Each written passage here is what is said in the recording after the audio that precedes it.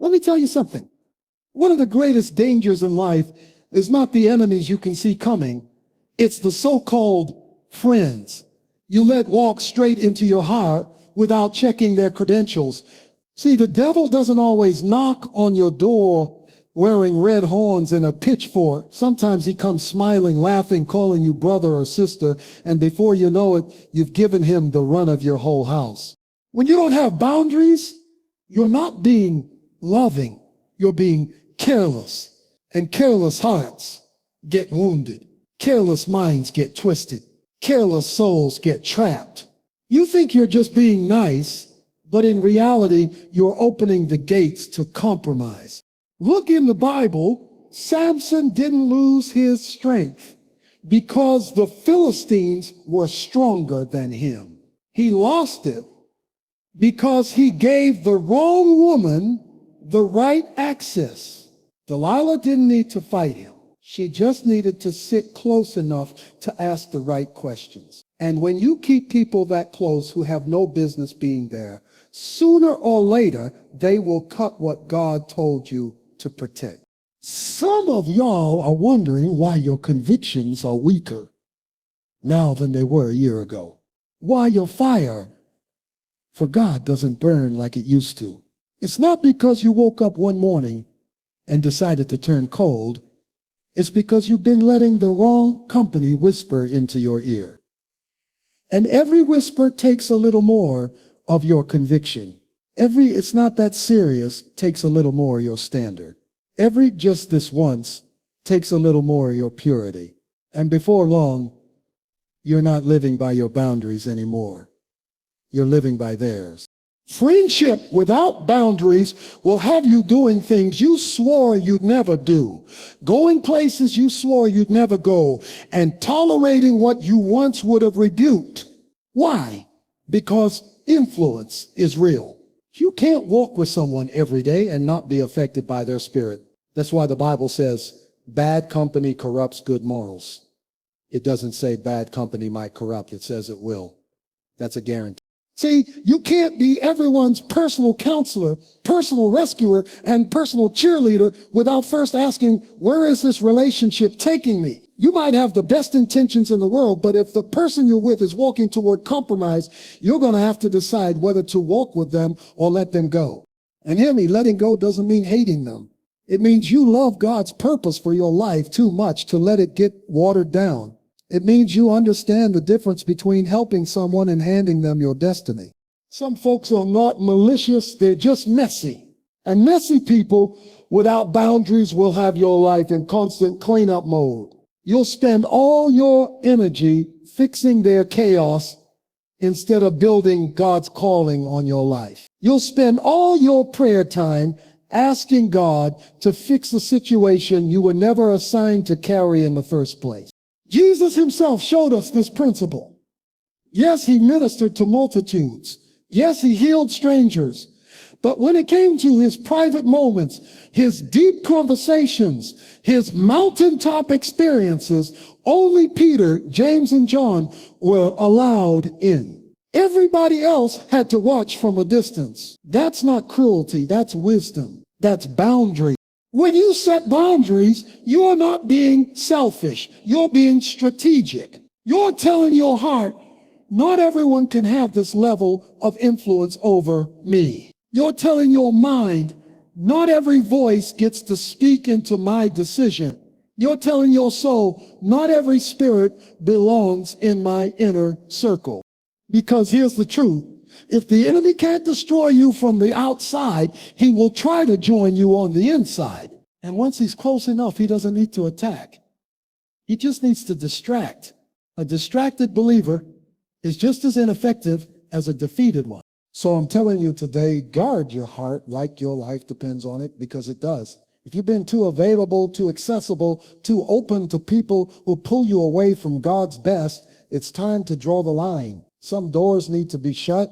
Some numbers need to be deleted. Some tables you've been sitting at need to be left behind. And when you do it, you'll find something amazing. The peace you lost will start coming back. The joy that was leaking out will start flowing again. And your walk with God will feel lighter, freer, stronger. Friendship without boundaries will always breed compromise. But friendship with boundaries, that breeds growth, accountability in life.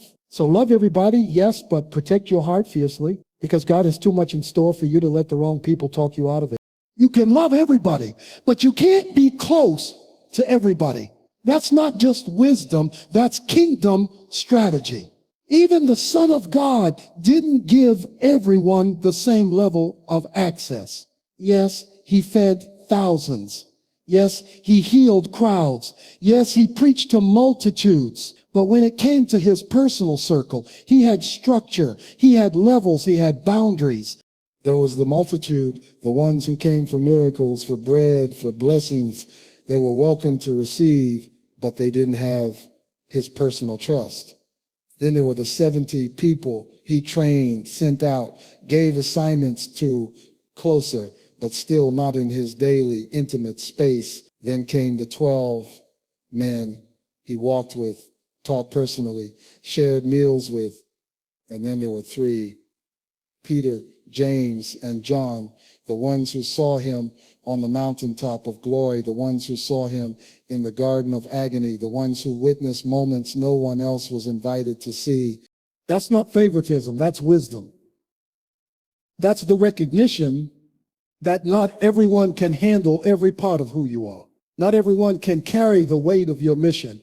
Not everyone can walk with you in your highest moments and still be there in your lowest.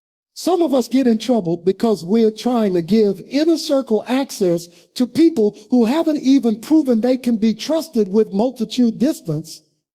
We invite them into places in our hearts they haven't earned, and then we're shocked when they mishandle what they find. The truth is, you can't expect someone who's never walked with you through the valley to understand the vision you saw on the mountain. If you don't learn to set circles in your life, you'll constantly be frustrated, misunderstood, and betrayed. Not because the enemy is stronger, but because you gave him the wrong seat at your table. The power of circles is that each one has its own purpose. The multitude. They represent the people you serve, the ones God called you to bless, to speak to love from a distance. The 70, they're your partners in the mission, not your family, not your confidence, but your co-laborers. The 12, they're your companions, people who walk with you, share life with you, but still don't see every single part of your soul. And the 3, that's your covenant circle, people who can see you shining in glory and still stand with you when you're sweating drops of blood. Here's the problem. Some of you don't have circles. You've just got a crowd.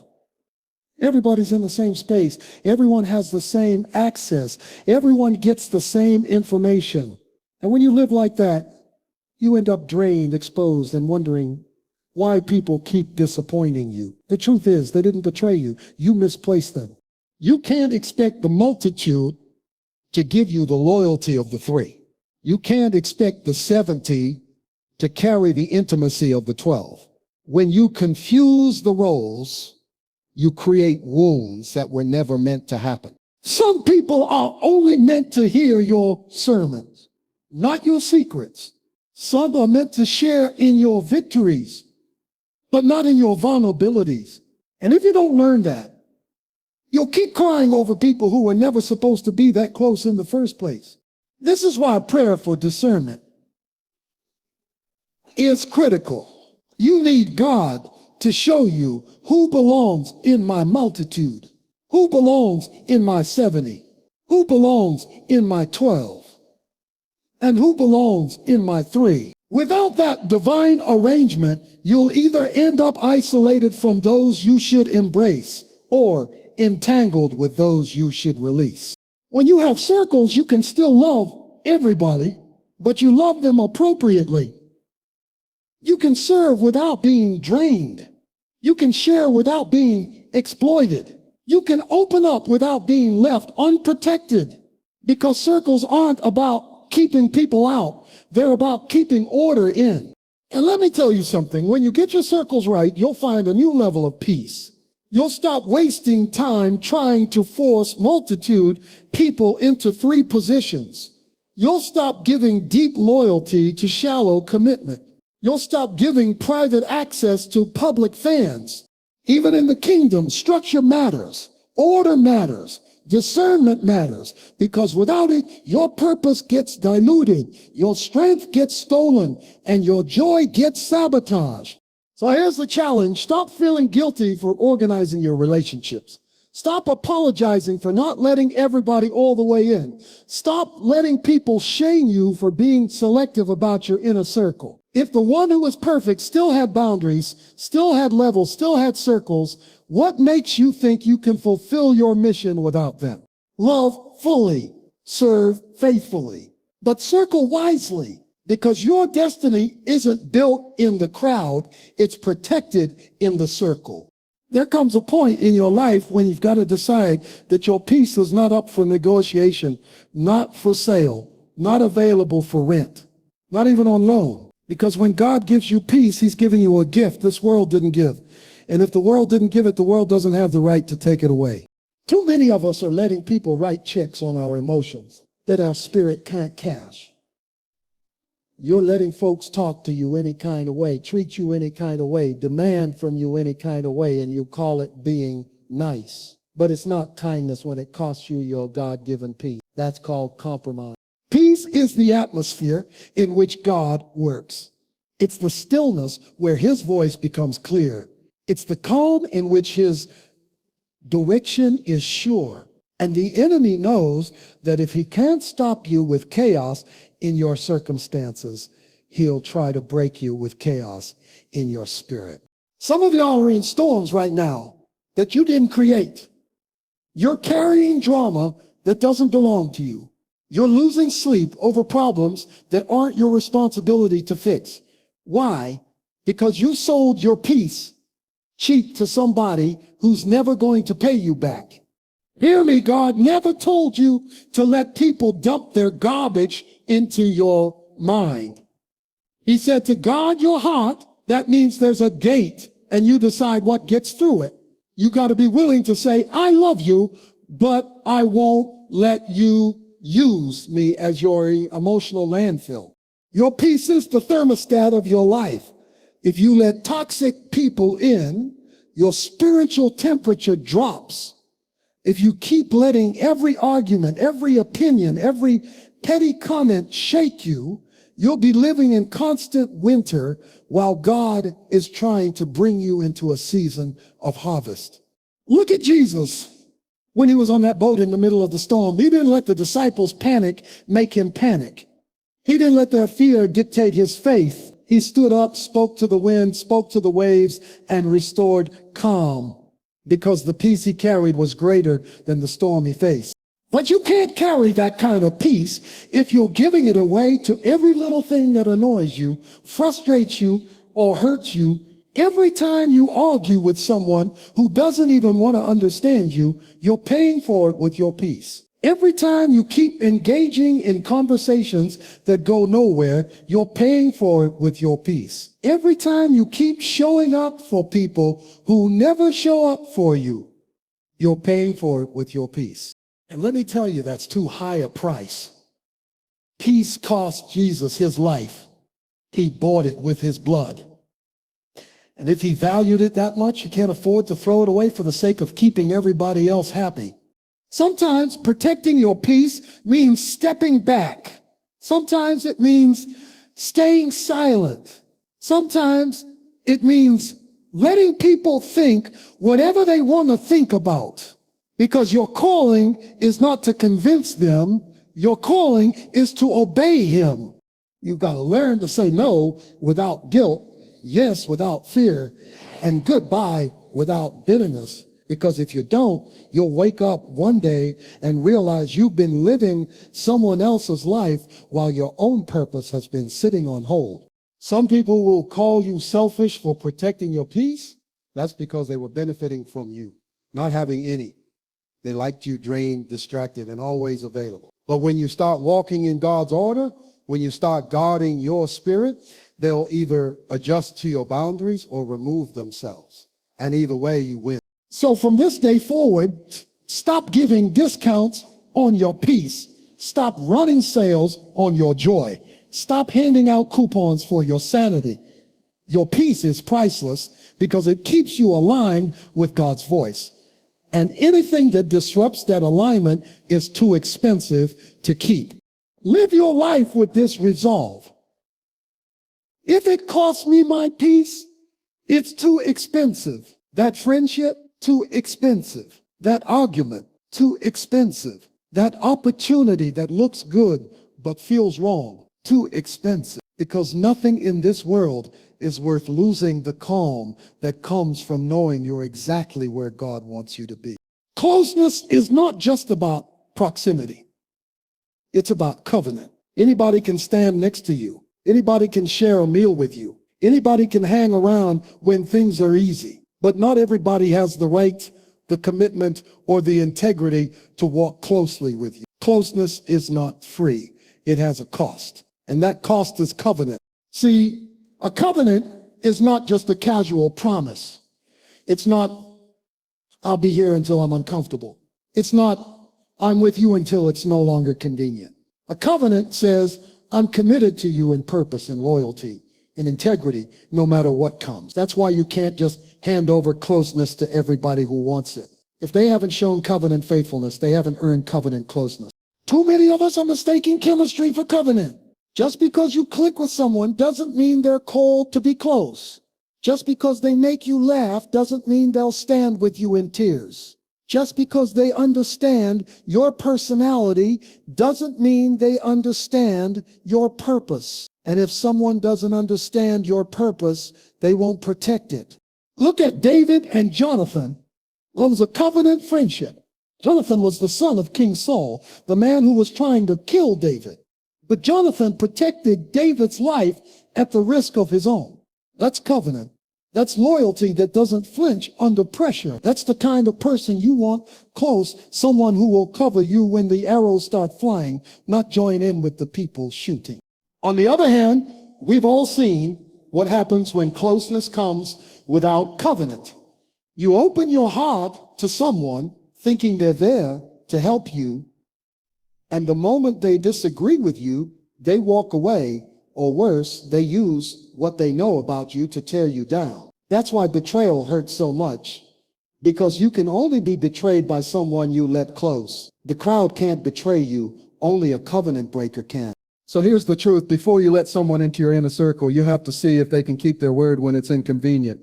If they only show up when there's something to gain, they're not covenant material. If they disappear when the blessings slow down, they're not covenant material. If they can't tell you the truth with love, they're not covenant material.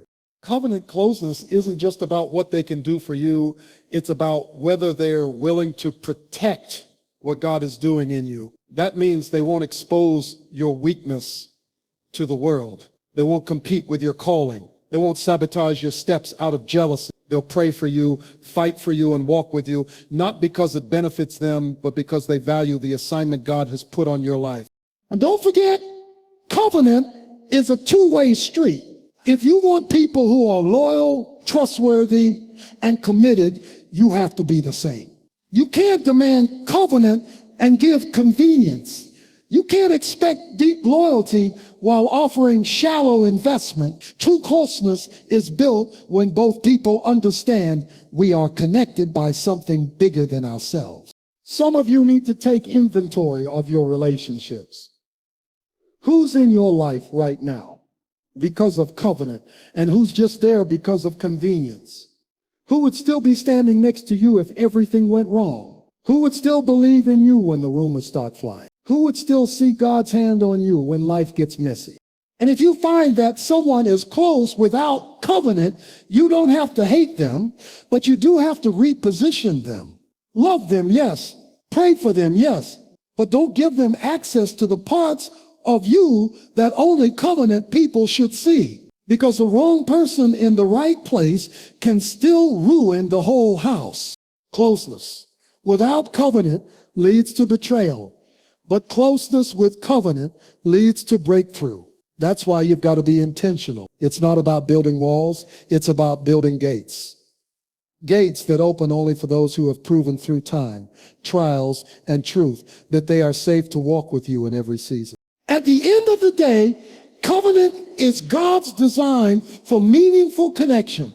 It's how he relates to us, not just as a distant ruler, but as a faithful, promise-keeping father who says, I will never leave you nor forsake you. And if that's how he treats his people, then we should expect the same from those we keep close.